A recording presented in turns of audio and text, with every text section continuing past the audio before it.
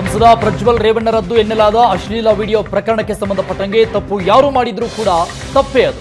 ಉಪ್ಪು ತಿಂದವರು ನೀರು ಕುಡಿಬೇಕು ಅಂತ ಜಿಟಿ ದೇವೇಗೌಡರು ಕೂಡ ಮಾತನಾಡಿದ್ದಾರೆ. ತಪ್ಪು ಮಾಡಿದ್ದಾರೆ ಅಂತಲೂ ನಾನು ವಾದ ಮಾಡಲ್ಲ. ತನಿಖೆ ಆದ ಮೇಲೆ ತಪ್ಪಿತಸ್ಥರಿಗೆ ಶಿಕ್ಷೆ ಆಗುತ್ತೆ. ಪ್ರಜ್ವಲ್ ರೇವಣ್ಣ ಬಿಜೆಪಿಗಷ್ಟೇ ಅಲ್ಲ, ನಮಗೂ ಸಂಬಂಧ ಇಲ್ಲ. ಇದು ಅವರ ವೈಯಕ್ತಿಕ ವಿಚಾರ ಅಂತ ಜಿಟಿ ದೇವೇಗೌಡ ಹೇಳಿಕೆ ಕೊಟ್ಟಿದ್ದಾರೆ. ಚುನಾವಣಾ ಸಂದರ್ಭದಲ್ಲಿ ಏನೇನು ಮಾಡಬೇಕು,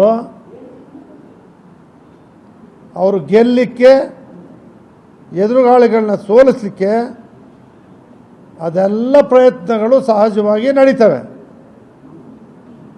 ಆದರೆ ಇವತ್ತೇನು ತಾವೇ ರಾಜ್ಯ ಸರ್ಕಾರ ನಿಮ್ಮ ಕೈಯಲ್ಲಿದೆ, ತನಿಖಾ ಸಂಸ್ಥೆಗಳು ನಿಮ್ಮ ಕೈಯಲ್ಲಿದ್ದಾವೆ, ಭಾಳಷ್ಟು ಕಾನೂನುಗಳಿದ್ದಾವೆ, ಅವೆಲ್ಲ ನಿಮ್ಮ ಕೈಯಲ್ಲಿದ್ದಾವೆ.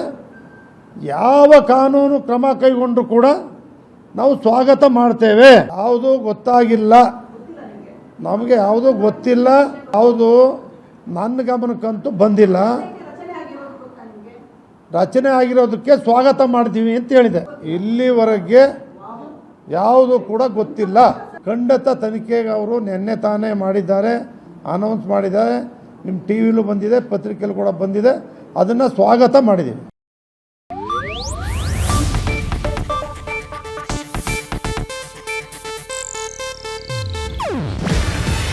ಇದು ಏಷ್ಯಾನೆಟ್ ನ್ಯೂಸ್ ನೆಟ್ವರ್ಕ್ ಪ್ರಸ್ತುತಿ. ನೀವು ನೋಡ್ತಿದ್ದೀರಾ ಏಷ್ಯಾನೆಟ್ ಸುವರ್ಣ ನ್ಯೂಸ್.